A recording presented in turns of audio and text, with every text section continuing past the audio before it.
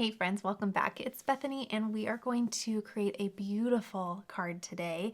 I'm going to warn you it's a bit fussy, but we're going to have fun. So Simon Says Stamp has a brand new stamp set that they sent over to me. It's gorgeous. And I also have this beautiful die of florals. That's not new, but I've had it in my collection and I thought I would bring it to this beautiful card.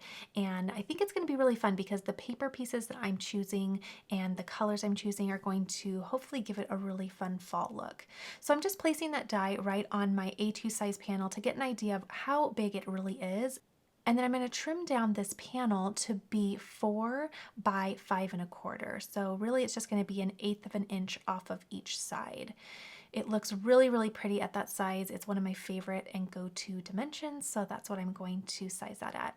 Now I'm going to just tape that die right to my card panel. This is actually going to be the actual card panel that I use, so I'm going to place another piece of cardstock right over the top. It can be any piece, and what I'm doing is I'm preventing the actual cutting plates from putting marks onto my cardstock because, again, the piece that I am cutting into is going to be my actual card that I'm going to work on.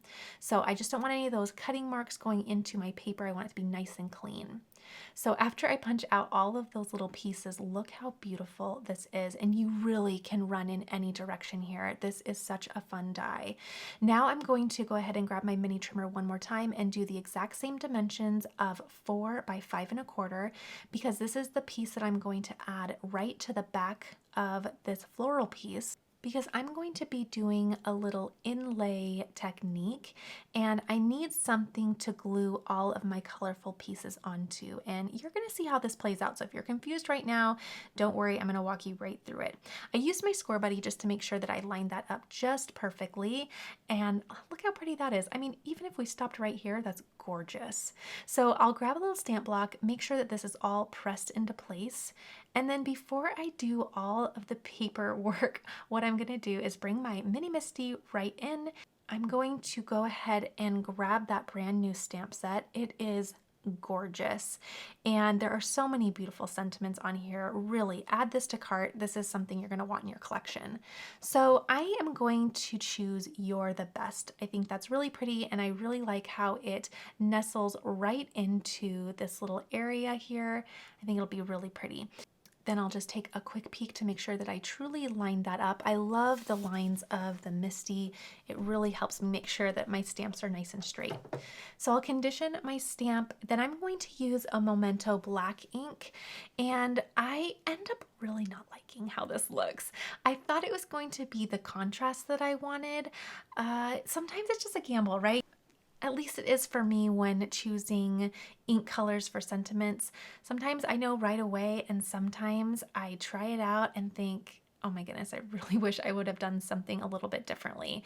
So I actually ended up stamping this 3 times just to get the contrast that I wanted. And in the end, I knew how much work this card was going to put me through. And knowing that I wasn't loving it, I thought, I'm going to stop here. I'm not going to push through. I'm actually just going to be completely nuts and I'm going to start completely over. But you know what? It's going to be worth it because as you see this card play out, it's going to take a lot of work and I want it to be done right.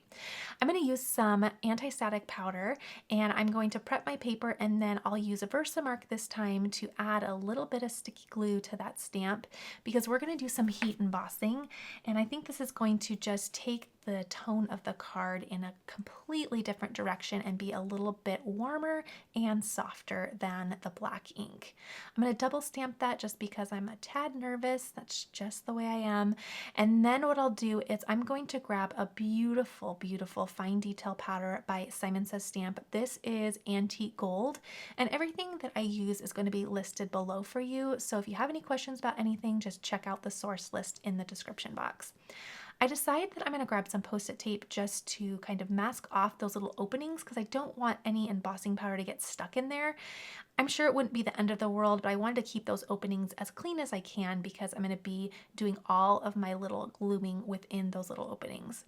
So with that all covered, I'm going to add the embossing powder right over my Versamark, and my goodness, you're going to love how this turns out. It was really worth taking the time to redo it because it's going to turn out so pretty. Okay, with the extra embossing powder, I'll just tuck that right back into the jar for next time. And then I'm gonna take off this tape before I apply my heat. That way I don't have anything extra on my panel when I am melting my embossing powder. Okay, with a very hot heat tool, I am going to go ahead and melt my powder, and my goodness, right choice to redo it. I love how this looks. Very warm, very soft. Look at the shine. It definitely was the right choice. So it took me about 5 minutes to redo, and it was 5 minutes well spent because the rest of this is going to take way more than 5 minutes.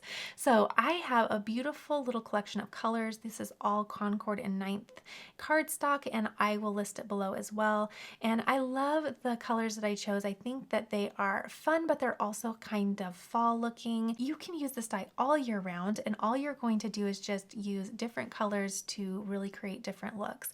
But now I'm going to use a little wand. I'm going to place the glue within the openings, and I'm going to cut out this same little die on a variety of colors of cardstock, and then I'm going to grab those little pieces and glue them within the little openings. And this is quite a job, but my goodness, it turns out so good in the end. So it's well worth it. Now, I don't usually do voiceovers like this on my channel. In fact, I do them like 1% of the time. I usually love live crafting with you, but I knew this was going to be a very involved card, and I knew that I was really going to want to just take my time, have a really calm crafting night. I wanted to be quiet. I wanted to watch a show, and a little bit later, I'm going to be honest, I pour myself a glass of wine because this is a little bit of work, and I was having a really nice night relaxing and creating, and I just needed a little juicy juice. Okay, I'm going to grab another little colored cardstock. This is more of a, I can't remember, I think this might be avocado. Super pretty, just to add a different color of green. And then I am just zooming through all of these colors. So I like to start with the green because I thought that quite honestly it was the most work, right? You see how much that is. But then after that, then I could kind of figure out what I wanted to do in terms of color placement, how I wanted to place those colored cardstock pieces around the card and where I wanted to bring that color in. And it just ended up really taking shape the more and more I was putting all of those beautiful pieces in. So very, very pretty. And while this is going to take a bit of time and patience, it was well worth it in the end. So I'm grabbing another, I think this is called Nectar. This is one of my favorite colors. It's so pretty. I need to reorder it because I am zooming through that colored cardstock like crazy. And I'm going to add that to another couple pieces, and looky look, I break my sequins wand. And I think I'm going to power through. I feel like I'm confident enough to just finish this card with that wand, but in a little bit I'm going to have to switch it out because it just breaks right in half. That little wax tip just couldn't handle it today, which is okay. It was a very, very well loved little wand, and I'm going to reorder it because it's my absolute favorite. And with the amount of paper crafting I do, sometimes your tools, well, they just need to be retired. Okay, so moving on through, I think this ends up being Juniper. I think that's the color, and it's so, so pretty. I love how this turns out. I love how just the colors kind of take on a little bit more of a fall look, but they're still fun and playful, and I just really love this palette.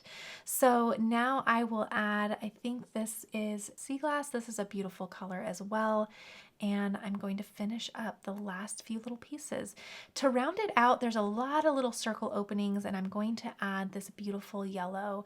I love how it ends up. It just ends up having a really fun little pop, a burst of yellow at the end, and it just kind of rounds out the card. Very nice, very warm, such a pretty color. All right, wow. A labor of love. And it was a fun little labor of love because I got to watch a little show, I sipped a little wine, I had a moment to just be still and quiet, and that's just so nice. So grabbing my score buddy, I'm going to do a landscape card this time. So I will go ahead and score that at 4 1/4, and there we go. That is a standard A2 size card at 5.5 by 4 1/4. It's going to turn out so pretty. I rarely do landscape cards on my channel and in general, really. I just love that that top folding card, but I really like how this turns out. So with a little bit of foam tape on the back, I am simply going to remove the liners, bump up this little card base just a little bit. It's also going to help straighten out my panel just a little bit from that heat embossing, and then it looks just so nice and fresh right on my card. So pretty. I end up rounding this out with a little beautiful glitter dewdrop. It's so pretty, and it actually really takes on that gold embossing powder just beautifully. They really match just super well, and I like how it just made a really pretty final touch to this card. So I hope you enjoyed this. If you give this a try, let me know. It's a really wonderful way to just be still, enjoy an evening of crafting, and you get a beautiful result in the end. I can't wait to continue crafting with you soon. I'll see you later.